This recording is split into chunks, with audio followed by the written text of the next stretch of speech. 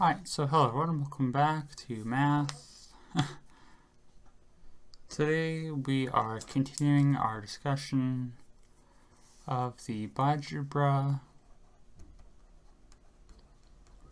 of a formal group.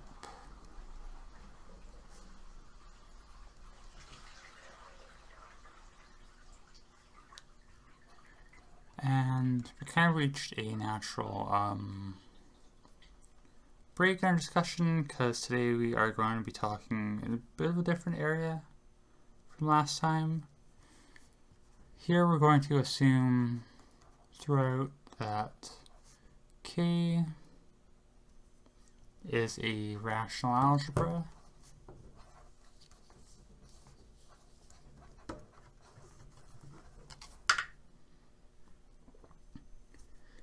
And we're going to let be the map from the universal enveloping algebra G to U be induced, map induced by our standard C from G to U.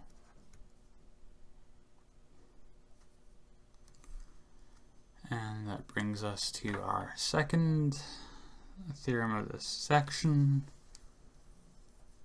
which is going to be our first theorem of this video, which is going to state, if I can find what's going on here, that C from UG to U is a bigebra isomorphism. Proof. So we have defined,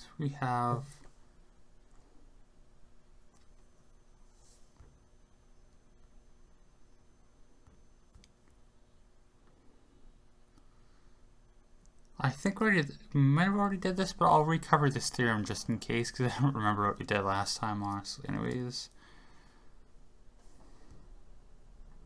No, hang on, we definitely, I went to the wrong theorem, sorry, never mind. It's been a while. So we're going to, here, at the start, we're going to let T, it's going to be very confusing notation at first. T from FG to LA be the functor from category theory, if you know about that. From the category of formal groups to the category of finite dimensional Lie algebras over K, as we defined earlier. Then T is an equivalence of categories. So, well, first off, for formal groups F1 and F2, the map from the homomorphisms of F1 and F2 to the homomorphisms from T of F1 to T of F2 is a bijection. Secondly, for a group it's actually going to be, I don't know why I called it a group, it's a finite dimensional Lie algebra G, there exists a formal group F such that F under T is isomorphic to G. We're calling that K is, in this context, going to be a rational algebra. And, of course, we need to prove this.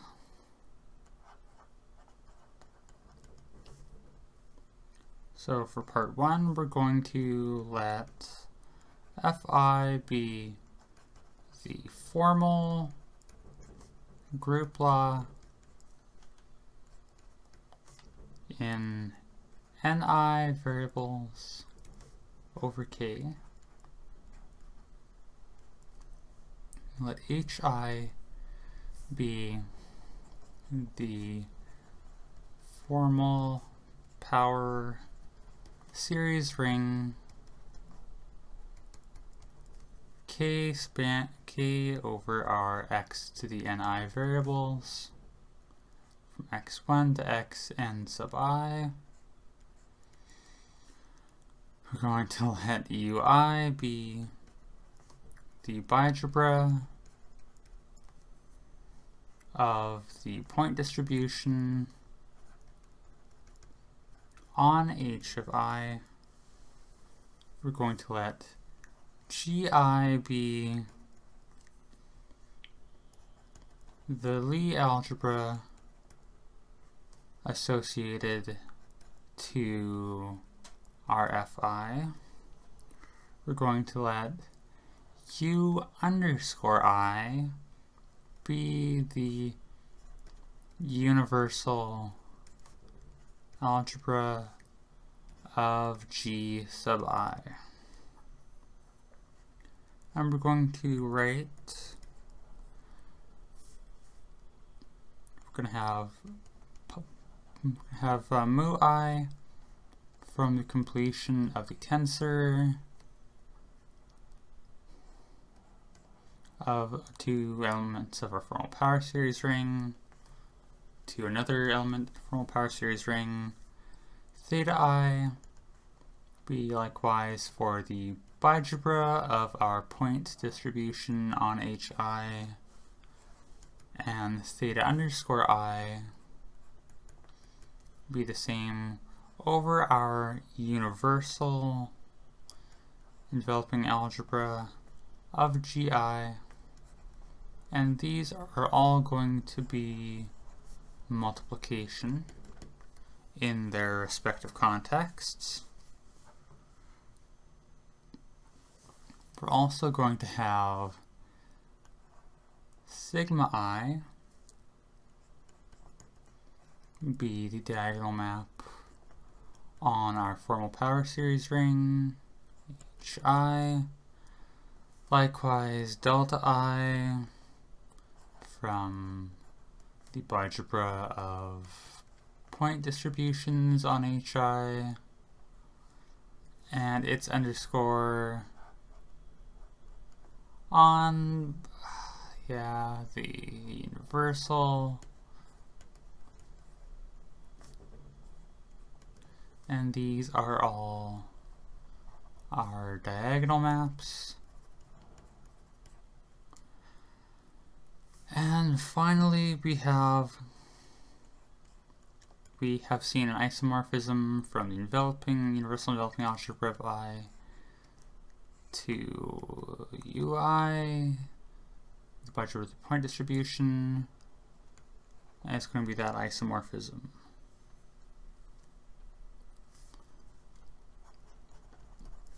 Then, given a Lie algebra isomorphism T from G1 to G2, we want to show that there exists a unique formal group homomorphism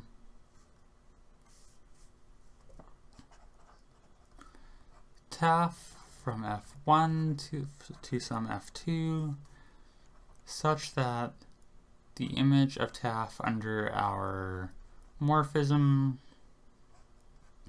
is our isomorphism T.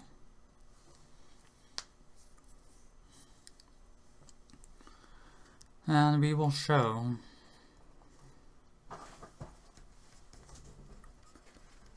that the map from the homomorphisms of F1 into F2 into the homomorphisms from TF1 into TF2 can be decomposed into bijections.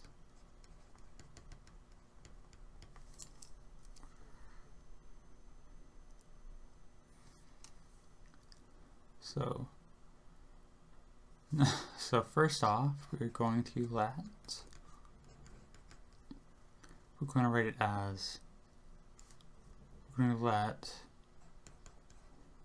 hom sub al of h2 into h1 be the continuous algebra homomorphism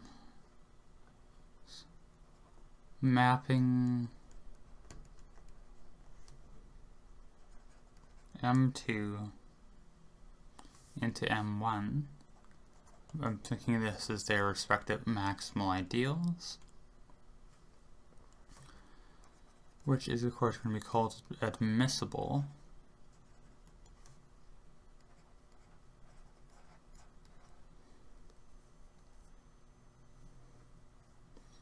Of course being continuous on H2 and H1, and we're going to let S be the space of TAF being the elements of components TAF1 through TAF N2 in H sub 1 to the N2, such that TAF I of 0 is 0 for all I.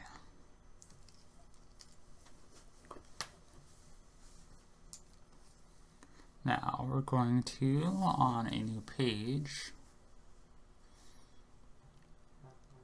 we're going to let TAF be an S, then given an element G in H2, we may form G composed with TAF, and the resulting map phi sub r from H2 to H1 by sending an element G of H2 to G composed with TAF is an admissible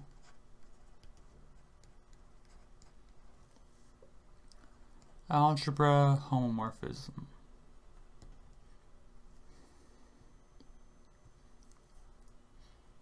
This brings us to our next, we have a lemma to continue on here, which is the map from TAF to the related phi of TAF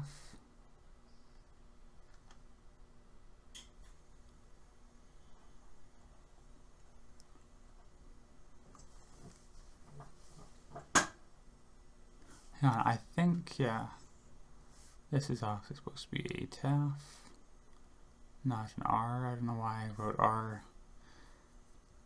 TAF to phi of TAF is a bijection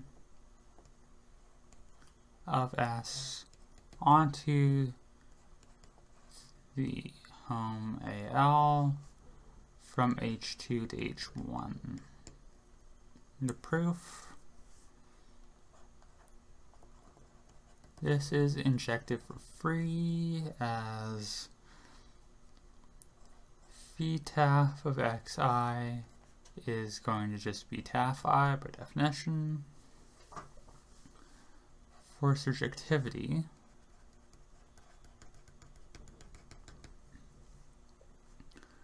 we're going to let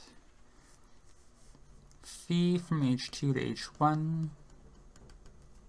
be an admissible algebra homomorphism, and we're going to let TAF be defined by TAF I being phi of xi. sorry, gotta move around for a second. Then, since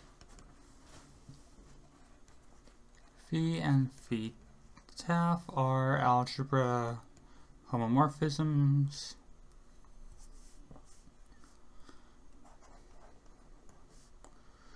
they agree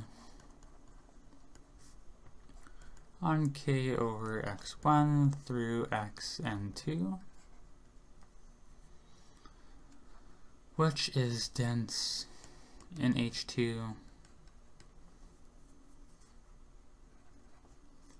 So phi has to be equal to phi taf by continuity.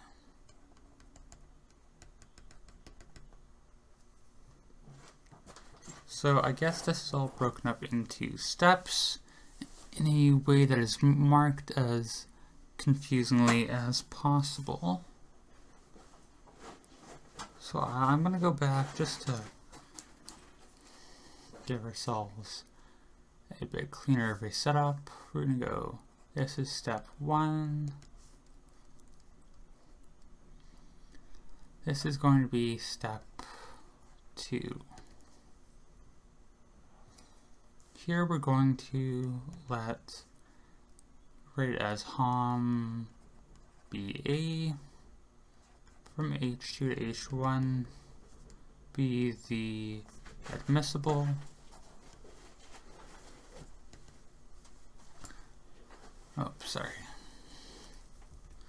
admissible bigebra homomorphisms.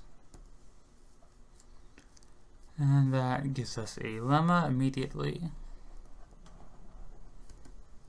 which is for taf in S, we have that taf is a hom FG from F1 to F2 if and only if phi of taf is a hom BA from H2 to H1.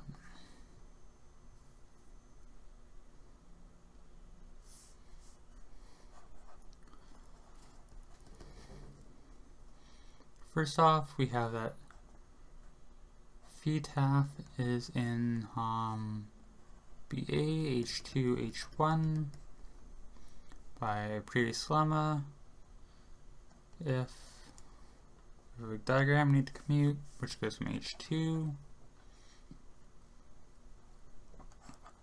just going to get sent to H1 by phi. The diagonal map then can also send H2 to H2 tensor H2, which we can go down by phi taf, tensor phi taf,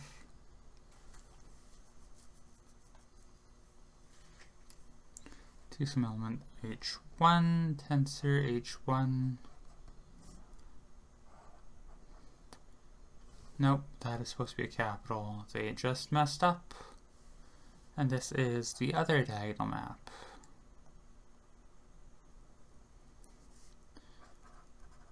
Which commutes, which is true if for all g in H2 we have that g of taf of our group law in our first space of x and y is the diagonal map, first diagonal map on phi r taf, not r, of g, which is, of course, by the above diagram. This is if and only if. This is an equivalent condition, I should say. So we can turn this into phi taf tensor phi taf on delta 2 of g, which is going to be g on f2 of taf x and taf y.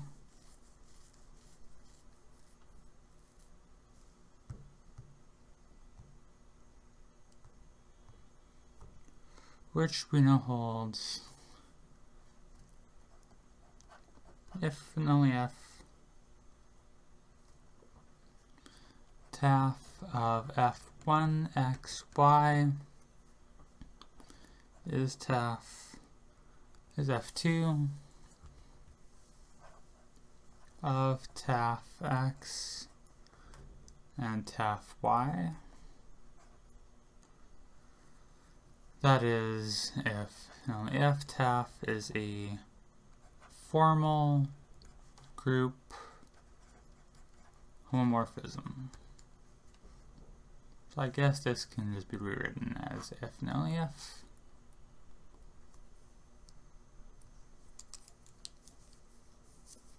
Alright.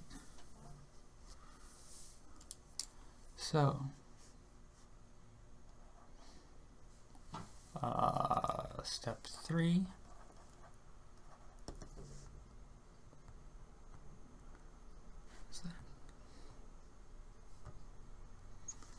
We're going to let hom be A of u1, u2, or alternatively hom be A of u underline 1, u underline 2. So this can be either the bigebra of the point distributions or the universal enveloping algebra, be the bigebra homomorphisms. We now have a lemma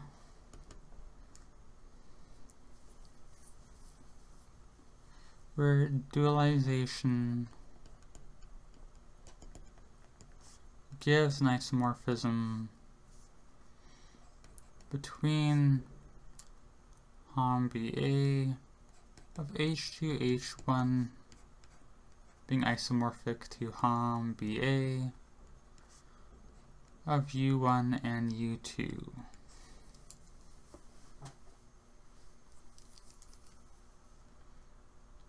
We need a proof.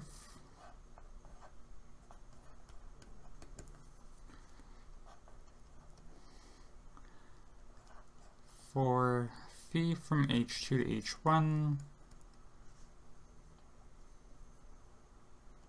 being an admissible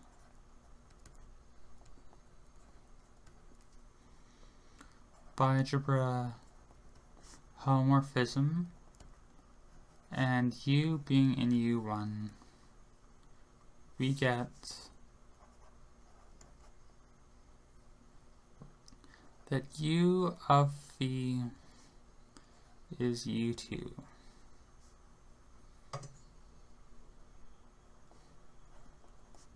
As the Ui are the continuous duals of the Hi. Hence, we have a map from hom be A of H2, H1 into hom be A U1, U2. Ran out of room, but it's just the one you could expect from above, you know what I mean. Now, given a psi from U1 to U2 and a G in H2, of course G of phi is going to be in H1, a previous lemma.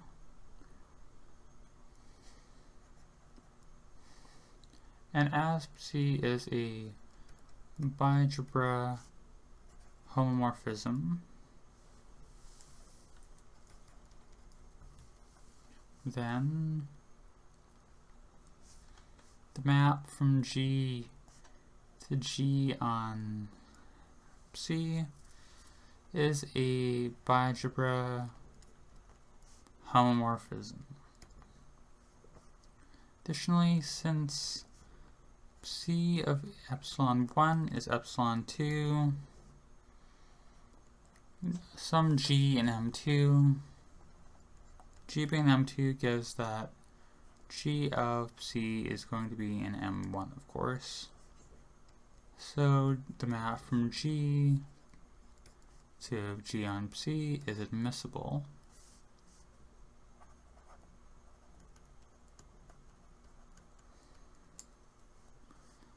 So we have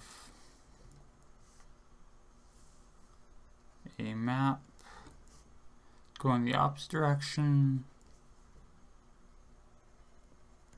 from U1, U2 to HOM BA, H2, H1 being a two-sided inverse.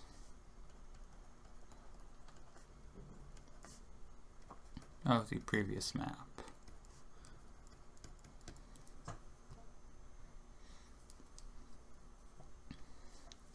Alright, step 4 is going to be pretty easy here.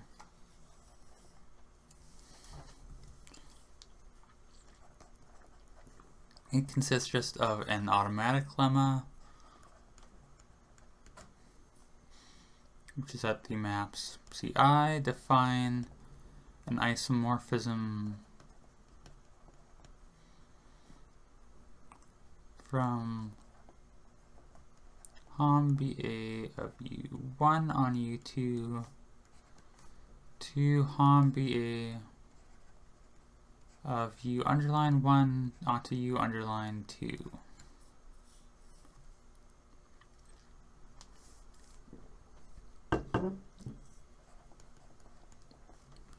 Step 5,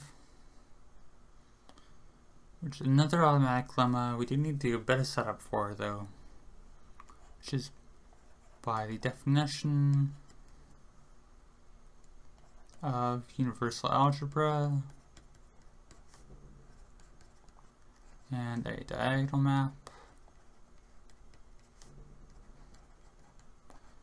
We get a lemma which states that the homomorphism, the HOM BAs from U underline 1 to U underline 2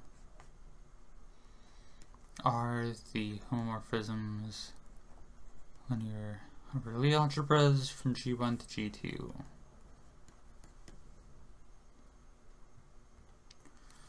And we're almost done here. We're on step 6, which is this our last step? It is. So we have all of our bijections we need now from the last 4 lemmas, and we just need to show that they can be stitched together to give our desired functor. So we're going to let TAF be in HOM FG from F1 to F2, and we're going to write TAF X to be the sum of components Ti of X, with each Ti of X homogeneous of degree I. Well then, T of TAF has to be T1, 1, not I. We're going to let T be in HOM Lie algebra from G1 to G2, be the element corresponding to TAF under the bijections we have. And now we want to show that T is just T1.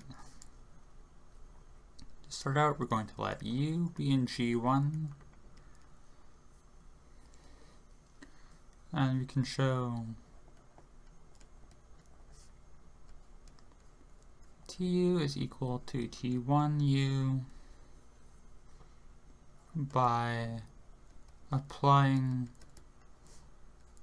linear functions G and H2 to both sides.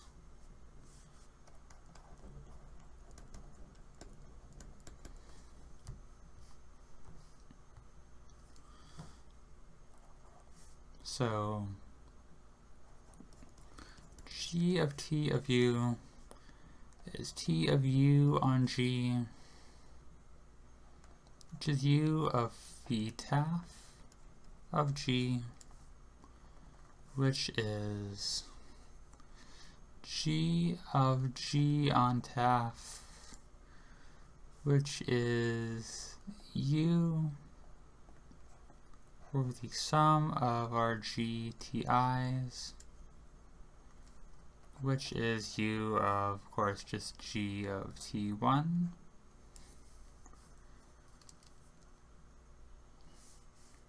It's just given by all of our isomorphisms, and we have that G of T1 of U is similarly just U of G of T1.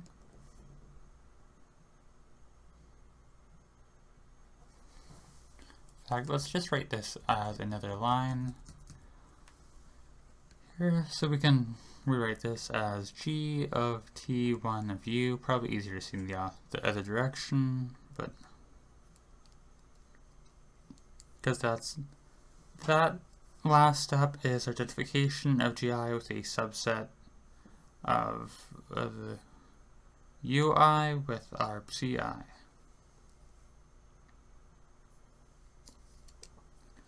And so we have our equality that we wanted to show.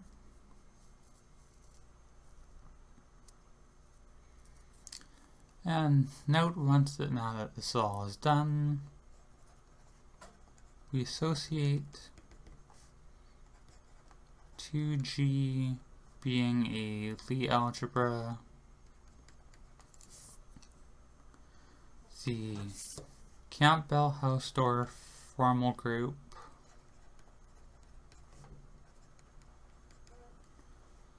with G as its Lie algebra,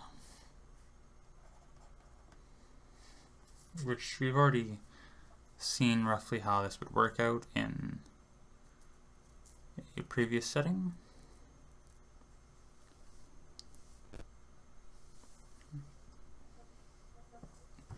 It's been 33 minutes. How long has it been? I know I always do this where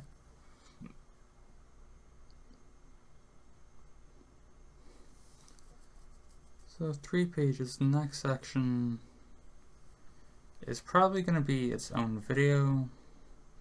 So I'm going to stall for a little bit by reading off a remark that I skipped over, and then we might just end it here as a bit of a shorter video. As you can tell by my upload time, my sleep schedule got messed up, so I couldn't record until later than I normally would want to. But I'll say here, you can also prove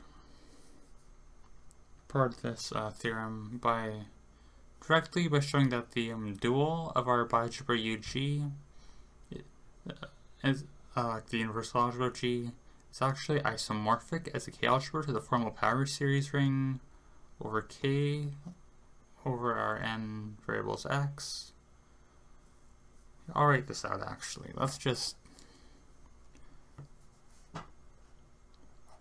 We could also proceed with our proof by showing the dual of UG as a bigebra is isomorphic as a K-algebra to the formal power series ring x1 through xn, with n being the dimension of G. With the diagonal structure